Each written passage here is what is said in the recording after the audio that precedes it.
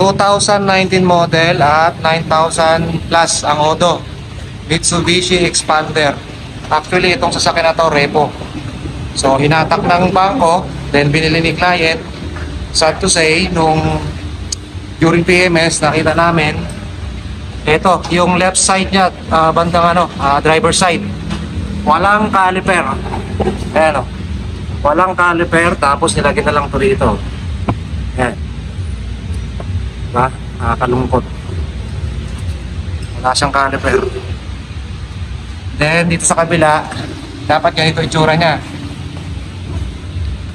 Yan. Dapat mayroon siya nito. May caliper siya. Yan. Dito. So, tinakpan na lang nila rito para hindi sumirit yung fluid habang nag-brakes. Diba? So, nakakalungkot lang isipin na may mga taong gumagawa ng ganyan. So, 1 week na itong ginagamit ng nakabili. So, buti safe naman siya at walang masamang nangyari. Nakakalungkot lang isipin na may mga taong gumagawa ng ganito. Ay nako.